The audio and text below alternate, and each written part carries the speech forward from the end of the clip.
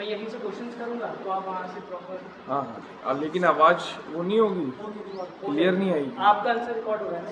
ठीक है। Face of India season 3 की शुरुआत का शुभारंभ होने जा रहा है। जी। भोपाल की इस होटल में शुभारंभ होने जा रहा है। एक तरीके से पिछले 2 सीजन हुए। पहला सीजन गोवा में हुआ, दूसरा सीजन भोपाल में हुआ। हमने ना सिर्फ उन महिलाओं को मौका दिया जो यंग एज में आकर मॉडलिंग जैसे क्षेत्र में कदम रखना चाहती है, बल्कि मैरिड फीमेल्स, और ना कि हमने सिर्फ फीमेल कैटेगरी को, चाइल्ड कैटेगरी, और ना कि सिर्फ मॉडलिंग या फिर हम कहें फैशन डिजाइनिंग से लेकर हर चीज़ में हमने कदम रखा। बिल्कुल। काफ़ी सक्सेसफुल इवेंट रहा। काफ़ी एक्टर एक्ट्रेस जो भी हम लोगों को सपोर्ट हर तरफ से मिला है। मीडिया में भी काफ़ी अच्छा नाम रहा। एक वापस से फिर इसी चीज़ की शुरुआत करने फेस ऑफ इंडिया आ चुका है जनता के बीच में। हर एक फीमेल को मौका देने, हर एक इंसान को मौका देने जो कुछ करना चाह रहा है। क्योंकि फेस ऑफ इंडिया मौका देता है जो चाहती है मैरिड फीमेल 30-35 की हो चुकी है, उसका कहीं एक टाइम पे सपना था कि वो फिल्म इंडस्ट्री या किसी साउथ में काम करना चाहती है, किसी पर्टिकुलर लैंग्वेज में काम करना चाहती है। तो फेस ऑफ इंडिया ना उसे सिर्फ तैयार करता है बल्कि एक मौका भी देता है। पिछले साल भी इवेंट हुए, जो लोग विनर्स रहे उन्हें काफ़ी अच्छे मौके मिले आगे। तो उसी बीच में हम लोग आज मौजूद है, बातचीत करेंगे कि क्या रहने वाला इस साल का समीकरण। तो मैं सबसे पहले गुलाम हैदर जी से बातचीत करना चाहूँगा। फेस ऑफ इंडिया वापस आ चुका है सीजन 3, बैनर आप पीछे की तरफ देख ही रहे हैं।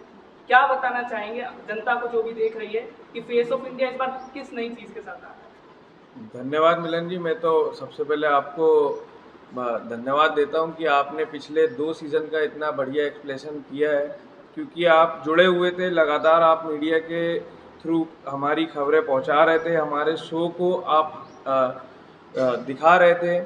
आप जैसे कि जानते हैं कि ये तेज ग्रुप द्वारा फेस ऑफ इंडिया का सीज़न 3 है। तो जिस तरह से पहला सीज़न गोवा में संपन्न हुआ, दूसरा भोपाल में हमारा लास्ट ईयर हुआ था, अभी तीसरा हम वापस से फिर भोपाल में सीज़न कर रहे हैं। इसमें हमारे जो पार्टनर है, ये अक्षय इवेंट से अक्षय श्रीवास्तव जी है और फरीन कादरी जी है। तो ये हमारे साथ एक पार्टनर के थ्रू जुड़े हुए हैं। इस शो में भी हमने 3 कैटेगरी डिवाइड करी है। एक रनवे शो है, एक मेकअप सेमिनार है और तीसरा एक फैशन शो है, जो कि एक पेजेंट शो है। इसमें मिसेज और मिस कैटेगरी अपना जो प्रतिभागी है अपना रजिस्ट्रेशन करवा सकते हैं, इसमें हिस्सा ले सकते हैं। और जैसा कि आप जानते हैं कि जो भी विनर रहता है या फिर पार्टिसिपेट करता है, तो आगे जो हम प्लेटफॉर्म प्रोवाइड करवाते हैं, चाहे वो वेब सीरीज़ हो, चाहे वो मूवीज़ हो, चाहे वो फिर आप एल्बम सॉन्ग की बात कर लो, ब्रांड शूट की बात कर लो, तो ये हमारे कुछ मॉडल्स को और जो हमारे साथ जो जुड़ते हैं, चाहे वो विनर रहते हैं या नहीं रहते, तो उनको एक प्लेटफॉर्म देने का हम प्रयास करते हैं, एक माध्यम देते हैं कि आप अपना जो फ्यूचर है वो अगर आप इस इंडस्ट्री से देखते हैं तो उनको एक सही लेवल तक के पहुंचाने का हम प्रयास करते हैं। जो फेस ऑफ इंडिया है, इतना बड़ा इवेंट हुआ, काफ़ी ज़्यादा इसमें रेवेन्यू भी लगा, जो भी फाइनेंस अमाउंट लगा, कैसे चीज़ें इतने जल्दी मैनेज हो पाई जब इसका आइडिया आया कि ऐसा एक इवेंट हमें भोपाल में कराना है, मध्य प्रदेश की राजधानी? देखिए, कई बार मिलन भाई ऐसा होता है कि प्रॉफिट हमें होता भी नहीं है, हम लॉस में चले जाते हैं। ठीक है, तो प्रॉफिट लॉस तो एक अपनी जगह पे है। एक हम ये देख रहे हैं, हमने जो एक लय जलाई है कि भाई जो एक प्लेटफॉर्म हम प्रोवाइड कर रहे हैं, जो भटके हुए लोग हैं, जैसे जो मॉडल्स हैं, क्योंकि आप देख सकते हैं कि अपने यहाँ पे मध्य प्रदेश में या फिर और भी स्टेट में एक मॉडलिंग एजेंसी के नाम पे कुछ और ही चलाया जा रहा है। तो हम उसको न चलाते हुए एक जो जेन्युइन मॉडलिंग जो होती है, जैसे आप बॉलीवुड का सपना आप पूरा कर सकते हो, आप टॉलीवुड का कर सकते हो, या फिर आप किसी के ब्रांड एम्बेसडर का जो भी आपका एक ड्रीम लेके चलते हो, तो उसको एक सही प्लेटफॉर्म तक के पहुंचाने का हम प्रयास करते हैं। तो इसमें जो आप रेवेन्यू की बात कर रहे हो, कभी कभी जो रहता है कि हम प्रॉफिट होता है, लेकिन कई बार ये होता है कि हम लॉस में चले जाते हैं। मेरा रितु जी से सवाल है कि भोपाल के कई बड़े कलाकारों को फेस ऑफ इंडिया के माध्यम से वो उभर कर सामने आया। आपने अपने करियर की शुरुआत कैसे की थी? मैंने अपनी करियर की शुरुआत, मेरा नाम एकता है। मैंने अपनी करियर की शुरुआत करी थी सबसे पहले 2019 में। मैंने मिस राजधानी की कैटेगरी जीती थी।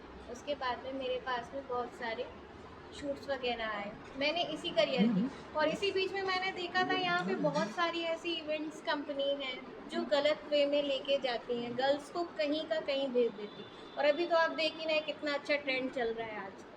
तो फिर मैंने ऐसे स्टार्ट किया। देन इसके बाद में अभी भी मैं इसी लाइन में हूँ। अभी जो मॉडलिंग की दुनिया में अपना करियर बनाना चाहते हैं उनको लेकर आप क्या कहना चाहेंगे? मैं कैसे बस जो ये अच्छा अपना दे सकते हैं इस फील्ड में? यही मैं उनको बोलूँगी कि सारी चीज़ें सोच समझ के करनी चाहिए, किसी के बहकावे में बिल्कुल नहीं आइए, सारी चीज़ें रीड करिए। आजकल सोशल मीडिया सारी चीज़ें में बहुत सारे ऑफर्स देने वाले स्टार्ट हो गए हैं।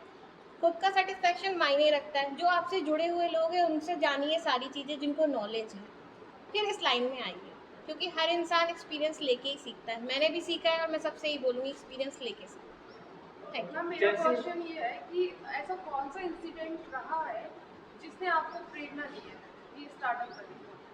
आ, मेरे साथ में ये हुआ था कि लास्ट टाइम मेरा एक शूट था।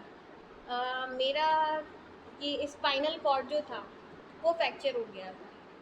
डॉक्टर ने मुझे ऑलरेडी ये चीज़ बोली गई थी कि आप शूट नहीं कर सकते, चल नहीं सकते। मैं 2 महीने एडमिट थी बंसल हॉस्पिटल में। मुझे बहुत, मेरे वो सपने मुझे बहुत परेशान करते थे कि शायद मेरी लाइफ यहाँ से ख़त्म हो गई है।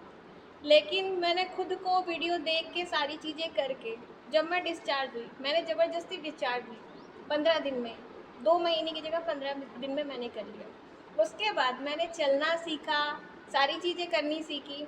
फिर मुझे लगा, जब मैं डॉक्टर के पास में गई तो उन्होंने बोला आपको ज़िंदगी भर ये पट्टा लगाने की ज़रूरत पड़ेगी। मैंने वो पट्टा निकाला, देन उसके बाद में खुद जाके शूट किया, सारी चीज़ें करी। उसके बाद मैंने वो पट्टा नहीं, मैंने खुद से प्रेरणा ली कि मैं कर सकती हूँ। जब आपने ये इवेंट स्टार्ट हुआ, जैसे कि गुलाम जी ने ही बताया कि भारत न्यूज़ को इसके साथ शुरू से जुड़ा रहा है। हाँ। अभी हमारे साथ और मीडिया पार्टनर जुड़े हुए हैं, दैनिक जागरण, पॉलिटिकल वाला, और काफ़ी मीडिया पार्टनर्स और बढ़ रहे हैं अभी। तो मेरा एक सवाल खासकर ये है कि जब ये इवेंट चालू हुआ था, क्या आइडिया था कि मैरिड फीमेल्स भी इसमें कदम रखेंगी? क्योंकि एक तरीके से बोला जाता है इंडिया की, यदि हम ट्रेडिशन की बात करें, मैरिड फीमेल्स एक टाइम अपनी लाइफ में बिजी होने के बाद इस चीज़ों में कदम नहीं रखती है। हमारा ये यही गलत थीम जानकारी था। है। ये हमारा थीम था। हम भी यही चीज़ चाहते थे, क्योंकि आजकल क्या होता है